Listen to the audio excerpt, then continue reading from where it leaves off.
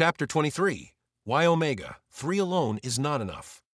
Omega-3 matters profoundly, but it does not operate in isolation from the architecture into which it is introduced. This has to be said plainly because much of the modern conversation has turned omega-3 into a symbolic nutrient, a kind of biochemical hero expected to correct inflammatory instability by its mere presence. That expectation is too small for the problem and too large for the molecule. EPA and DHA can alter membrane composition, improve substrate availability for specialized pro-resolving mediators, support tissue protection, and help shift inflammatory sequencing toward completion. All of that is real.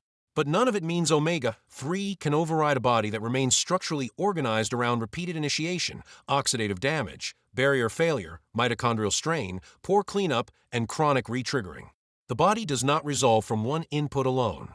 It resolves from a coordinated environment in which membranes, enzymes, immune cells, barriers, and energy systems can all participate in closure at the same time. If those surrounding conditions remain broken, omega-3 becomes an underexpressed good rather than a decisive correction. This is the core reason omega-3 supplementation disappoints so many people. They are often trying to solve a phase problem with a single substrate. The tissue still carries omega-6, dominant phospholipid pools, still releases arachidonic acid-heavy substrate easily, still sits in an oxidative environment that damages highly unsaturated fats, still receives continual immune provocation across the gut or other barriers, and still lacks the energetic reserve required to fund cleanup and repair. In that setting, omega-3 enters a system that may absorb it imperfectly, incorporate it weakly, oxidize part of it prematurely, convert too little of it into resolvins, protectins, and marazins, and then ask too much of a small downstream signal that remains. The supplement appears weak, but the real weakness is the architecture surrounding it. The body is not merely deficient in omega-3. It is resolution deficient in a much broader sense. Barrier integrity is one of the clearest examples of why omega-3 alone cannot carry the whole burden. A tissue cannot resolve while fresh provocation keeps arriving faster than old provocation is being cleared. If the intestinal lining remains too permeable, microbial products and luminal irritants continue entering immune space and sustaining cytokine tone. If endothelial barriers remain too reactive, inflammatory traffic and plasma-derived stress signals keep reaching tissues that should already be closing down. If cellular membranes remain damaged, danger-associated chemistry keeps leaking into the surrounding environment. Omega-3 can improve resolution potential, but it cannot make resolution dominant while the tissue still receives continuous evidence that danger is ongoing. The body has to reduce incoming trigger load as well as improve later phase signaling. Otherwise, the stop signal is constantly being drowned out by fresh reasons to keep going. Oxidative state creates the same limitation from another angle. EPA and DHA are valuable because their multiple double bonds allow specialized membrane behavior and downstream pro-resolving chemistry, but those same double bonds also make them more chemically vulnerable. If the tissue remains under high oxidative stress, if mitochondria are leaking excess reactive species, if glucose handling is volatile, if inflammatory burden is constant, or if antioxidant and repair systems remain insufficient, then omega-3 may be damaged before it can be used properly. In that case, the person is not merely lacking more omega-3. They are lacking a membrane environment capable of protecting omega-3 once it arrives. This is one reason the body needs more than precursor supply. It needs lower oxidative chaos so that highly unsaturated substrate can remain intact long enough to become useful structure and useful later phase mediator biology rather than simply additional lipid debris. Mitochondrial function is another major reason omega-3 alone is not enough. Resolution is labor. Macrophages have to engulf apoptotic cells. Membranes have to be rebuilt. Junctions have to be restored. Ion gradients have to be reestablished. Oxidized material has to be processed and removed. A tissue under mitochondrial strain can still initiate inflammation because initiation runs on stored substrate release, stress signals, and emergency immune logic. But that same tissue may fail to complete the event because it cannot fund the work required for closure. Omega-3 can improve membrane conditions and later phase signaling potential, but it cannot fully substitute for the ADP needed to execute repair. A body can have a better stop signal and still remain stuck if it lacks the metabolic competence to obey that signal. Completion requires fuel availability, mitochondrial integrity, and enough energy margin that the tissue can afford to do something more than defend. Macrophage competence presents the same principle at the cellular level. Specialized pro-resolving mediators matter partly because they improve efferocytosis and cleanup, but if macrophages are overwhelmed, metabolically dysfunctional, persistently driven into mixed inflammatory states, or buried in an environment full of oxidized debris and repeated incoming provocation, then even good SBM signaling may not produce sufficient closure. The body needs omega-3, derived substrate, to build the language of completion, but it also needs cells capable of speaking that language into real tissue-level action. If the cleanup burden is too high, if the debris field is too persistent, or if repeated neutrophil-heavy escalation continues faster than macrophages can clear what is left behind, then omega-3 remains one contributor inside a system still structurally tilted toward unfinished work. This also explains why reducing omega-6 dominance matters alongside increasing omega-3. The body does not process these substrates independently. They compete for phospholipid space, for release during inflammation, and for shared enzymatic pathways downstream. A person can add omega-3 while continuing to rebuild membranes from an overwhelmingly omega-6 heavy food environment, and in that case the new precursor may never gain enough structural or enzymatic influence to change inflammatory direction meaningfully. Omega-3 alone is then forced to work inside a reservoir still mostly defined by escalation substrate. The body remains fluent in the front half of inflammation and only weakly improved in the back half. Real change usually requires both sides of the equation, more completion-capable substrate and less chronic overrepresentation of initiation-heavy substrate. There's also a behavioral and temporal dimension to this problem. A body repeatedly exposed to ultra-processed food, irregular sleep, chronic stress, sedentary recovery, repeated endotoxin burden, and constant metabolic noise is never being given enough uninterrupted physiological quiet to let late-phase biology dominate. Resolution takes time. It requires the inflammatory event to reach a point where recruitment can fall, cleanup can rise, and the site can stop being chemically reopened every few hours by new disruption.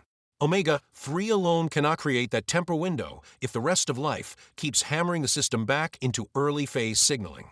This is one reason some people take large amounts of omega-3 and still feel stuck.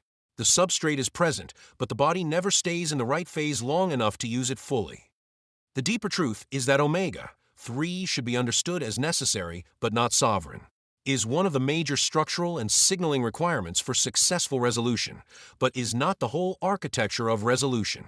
The body also requires adequate barrier control, lower oxidative burden, sufficient mitochondrial output, effective macrophage cleanup, lower omega-6 crowding, less repeated re-triggering, and membranes stable enough to preserve highly unsaturated precursor without turning it into collateral damage. When those conditions are absent, omega-3 tends to behave like a partially expressed possibility. When those conditions improve, the same omega-3 can suddenly appear much more powerful because it is no longer being asked to solve problems that belong to the rest of the system. This chapter, therefore, exists to protect the argument of the book from reductionism. Omega-3 matters enormously, but the point is not to replace one simplistic villain story with one simplistic hero story. The point is to understand that resolution is a coordinated achievement. EPA and DHA help build the later phase chemistry through which the body can stop extending inflammation unnecessarily, protect tissue during de-escalation, and improve cleanup and restoration. But if the body remains structurally chaotic, metabolically strained, oxidatively unstable, and continuously reprovoked, then omega-3 will remain real but insufficient. It can contribute to the answer without becoming the whole answer. That is not a weakness of omega-3. It is a recognition of how complex the body's return to order actually is. Seen clearly, omega-3 alone is not enough because inflammation is not sustained by one missing ingredient. It is sustained by a whole terrain that has become easier to activate and harder to complete. Omega-3 helps rebuild one of the most important parts of that terrain, the substrate basis of closure. But completion also requires membranes that can hold, barriers that can seal, mitochondria that can fund, macrophages that can finish, and tissues that can stop being reintroduced to threat before they have processed the last one. The body needs omega-3, but it also needs the rest of the conditions that allow omega-3 to become more than a supplement and finally become part of successful biological lending. Structural lipid requirements. Omega-3 alone is not enough because the body does not resolve inflammation from omega-3 alone. It resolves from membranes built with enough overall structural competence to remain stable under stress while still supporting the signaling transitions required for completion. That means the question is not only whether EPA and DHA are present. The question is whether the membrane as a whole has been built from the right classes of lipids in the right proportions for the tissue involved.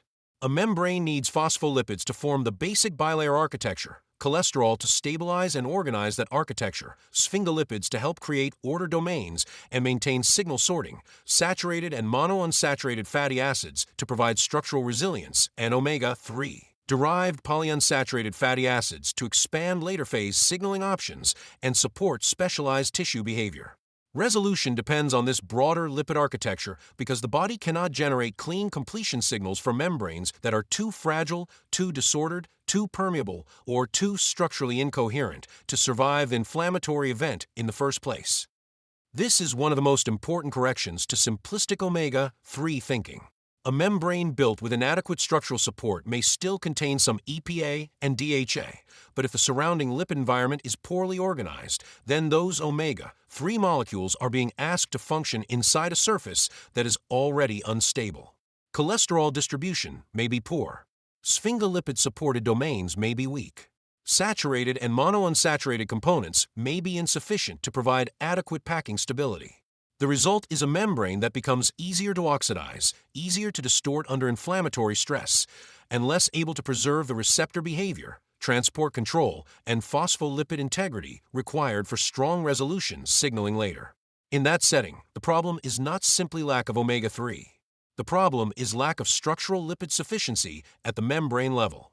The body needs completion substrate, but it also needs a membrane stable enough to store that substrate and use it without falling apart. Phospholipid head groups matter here as well, because structural lipid requirements are not only about fatty acid tails.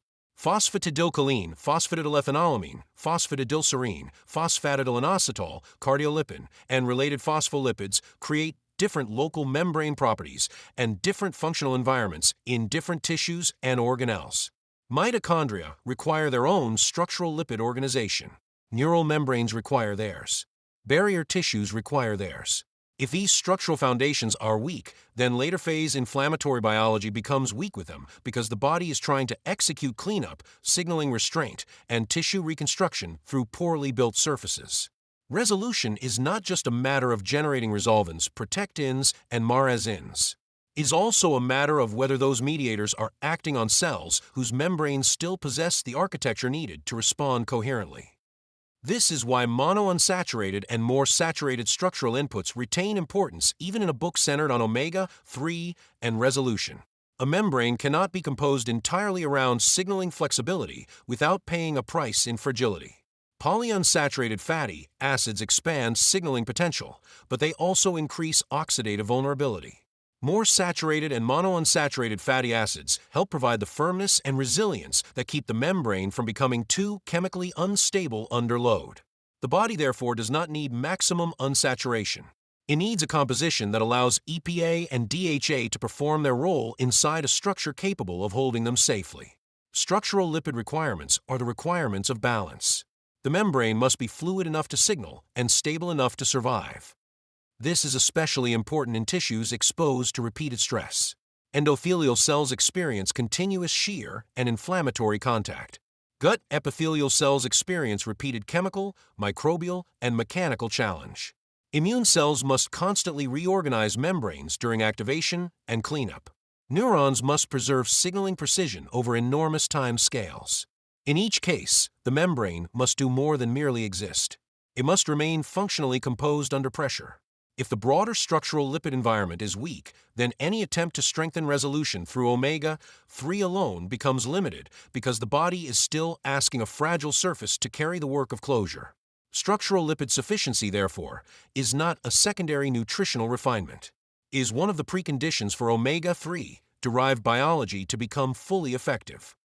Seen clearly, structural lipid requirements explain why successful resolution depends on membrane quality as a whole rather than on one favored fatty acid class in isolation.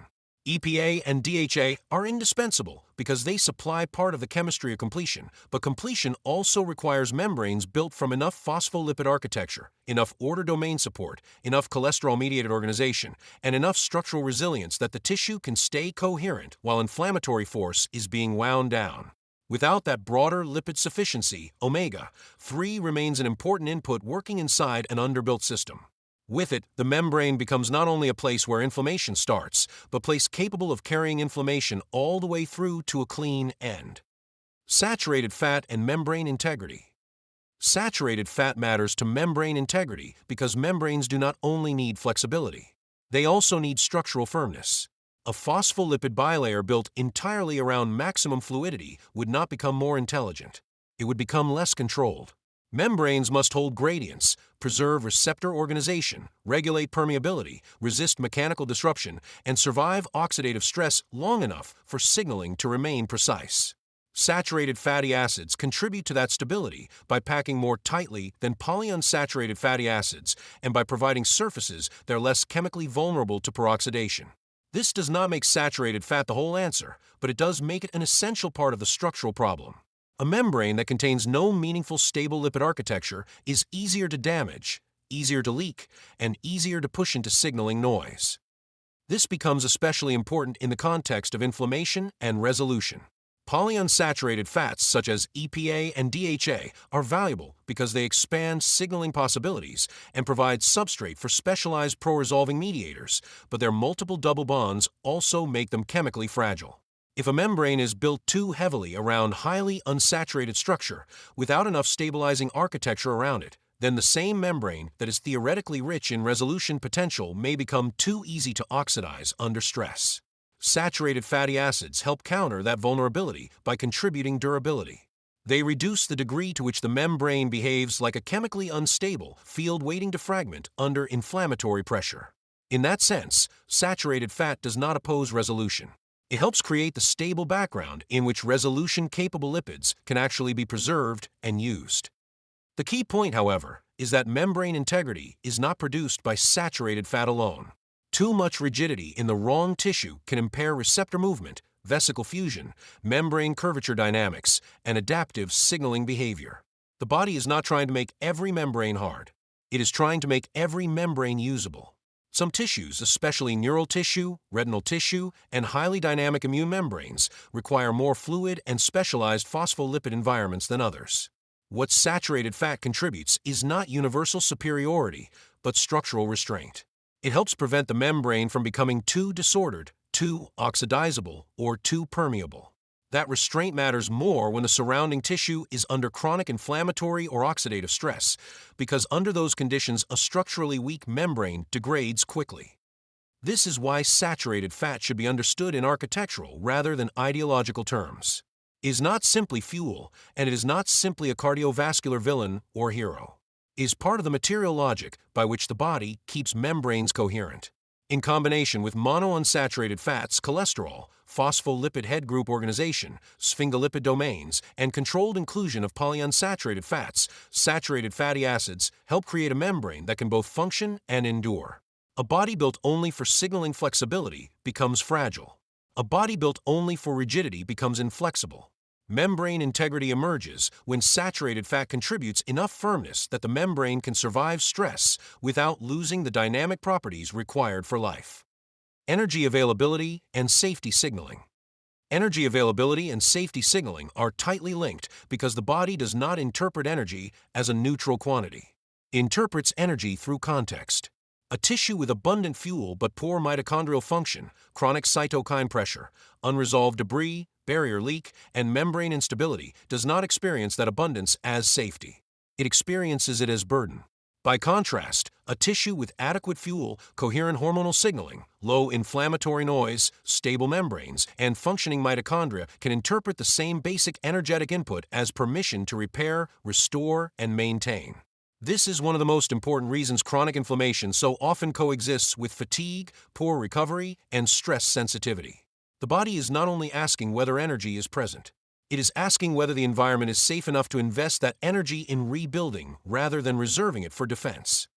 Safety signaling in physiology is therefore not psychological metaphor.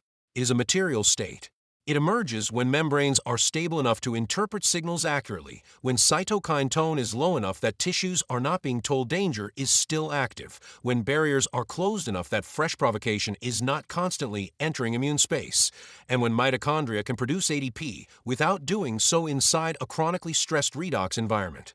Under those conditions, the organism begins reallocating resources. Repair becomes more possible. Digestion becomes more coordinated. Sleep becomes more restorative. Hormonal signaling becomes more coherent. Immune surveillance can remain competent without staying amplified. The body begins acting like a system that expects continuity rather than interruption. That is what safety signaling really is. It is the biochemical permission structure for ordinary function. This is why energy availability alone is never enough. A person may eat adequately and still remain trapped in a low-energy state if too much of that energy is being consumed by incomplete inflammatory loops. Recruitment, cytokine production, oxidative stress management, membrane repair, pain amplification, autonomic overactivation, and barrier defense all drain ADP and distort fuel handling. The body then appears underpowered not because fuel is absent, but because the energy economy is dominated by unresolved costs. Until inflammation is completed well enough for those costs to fall, additional intake often produces less benefit than expected. The energy enters a system that still behaves as though it is under threat, so the organism keeps channeling resources toward protection rather than toward restoration. This is also where resolution biology becomes central. Successful resolution improves safety signaling by removing the evidence that keeps tissues in defensive interpretation. Neutrophil-heavy continuation falls. Macrophages clear apoptotic cells and oxidize debris. Barrier integrity improves. Vascular surfaces become less reactive. Membranes stop leaking so much distress chemistry. As that happens, the body no longer has to hold the same level of metabolic reserve against ongoing danger. Energy becomes more usable because the tissue environment becomes more trustworthy. The organism begins shifting from survival prioritization into maintenance, repair, and adaptation. In practical terms, that often feels like better resilience, more stable energy, less post-stress collapse, improved warmth, steadier appetite regulation, and less exaggerated reaction to minor demands. But underneath those experiences is a deeper transition. The body is beginning to believe, biochemically, that it is safe enough to spend on life, instead of constantly hedging against unfinished threat. Seen clearly, energy availability and safety signaling are two sides of the same physiological reality. The body needs enough energy to resolve inflammation, but it also needs enough resolution to experience energy as usable safety rather than as fuel trapped inside a defensive system. When the membrane environment is coherent, when omega-3 derived completion pathways are stronger, when barriers are tighter, and when inflammatory residue is lower, energy stops being consumed mainly by emergency maintenance and starts becoming available for real recovery. That is one of the deepest meanings of healing. The body no longer just has energy. It trusts itself enough to use it. Full system lipid design. Full system lipid design means thinking about fats the way the body actually uses them, not as isolated nutrients, not as moral categories, and not as single-target interventions, but as a distributed structural language that shapes every major layer of physiology at once. Membranes, mitochondria, barriers, vascular surfaces, immune cells, endocrine signaling interfaces, synapses, and storage tissues are all built from lipids, and each of those tissues solves a different problem with the lipid environment it is given. This means the body cannot be stabilized by focusing only on one fatty acid in isolation. A coherent system requires structural lipids that create durable membranes, signaling lipids that allow phase-appropriate inflammatory communication, energetic lipids that can be mobilized without overwhelming oxidation and immune tone, and enough omega-3 derived substrate to support actual completion once inflammatory activation has served its purpose. Full system lipid design is therefore the idea that health depends on building the whole organism from a lipid architecture that can initiate, adapt, and resolve without falling into chronic distortion. At the membrane level, this means every tissue needs the right combination of firmness, fluidity, and signaling reserve for its specific function. Endothelial surfaces need to remain selectively permeable rather than chronically reactive. Gut and epithelial barriers need membranes capable of resisting irritation while still supporting controlled exchange. Immune cells need enough dynamic membrane behavior to detect, cluster, engulf, and transition between activation states without remaining trapped in escalation. Neural tissue needs highly specialized phospholipid environments that can sustain excitability and synaptic precision without becoming chemically unstable under stress. Mitochondria need membranes that can hold gradients, organize respiratory complexes, and survive repeated metabolic demand. Full system lipid design, therefore, is not about maximizing one property. It is about building each tissue with the kind of lipid environment that lets it remain itself during stress instead of becoming easier to trigger and harder to restore. This also means correcting one of the central mistakes of modern nutrition, which is the idea that a body can be built successfully from chronic omega-6 excess, unstable polyunsaturated overload, poor omega-3 incorporation, low structural resilience, and then later be fixed by adding a single corrective supplement. That is not design. That is patching. Full system lipid design begins earlier. It asks what kinds of phospholipid pools are being built into tissues over time, what kinds of fatty acids dominate releasable membrane substrate, what kinds of mediator families those tissues will be most prepared to generate during stress, and whether those tissues are being built with enough structural support that highly unsaturated fats can remain useful rather than becoming liabilities. In practical terms, it means reducing chronic omega-6 dominance, improving EPA and DHA incorporation, preserving cholesterol and sphingolipid-supported membrane order, and ensuring enough structural resilience that membranes can hold the chemistry of completion without collapsing into oxidation. The energy system has to be included in this design, or the whole strategy remains incomplete. Lipids do not only shape signaling surfaces. They shape the organelles that determine whether repair can be funded. A body can carry omega-3 derived substrate for resolution and still fail if mitochondrial membranes are disorganized, if redox burden remains too high, or if fuel handling remains so unstable that ADP is continually diverted into emergency maintenance. Full system lipid design therefore means designing not only for inflammation control, but for energy coherence. The membranes that store signal substrate and the membranes that generate ADP have to be aligned. Otherwise, the body receives late-phase instructions without having the energetic capacity to execute them.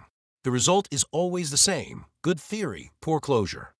This is why full system lipid design ultimately becomes a stability strategy, not a supplement strategy. The question is no longer whether omega-3 is good, whether saturated fat is bad, or whether one oil should replace another in a vacuum. The better question is whether the organism is being built from lipids that support durable thresholds, competent initiation, low-noise signaling, barrier integrity, mitochondrial output, macrophage cleanup, and strong resolution potential across the whole body at once.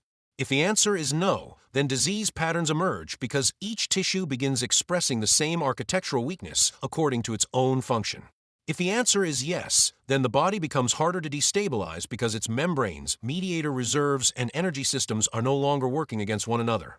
Full system lipid design, then, is the recognition that inflammation, recovery, resilience, metabolism, cognition, vascular function, and hormonal coherence all sit downstream of what kind of lipid-built body exists in the first place.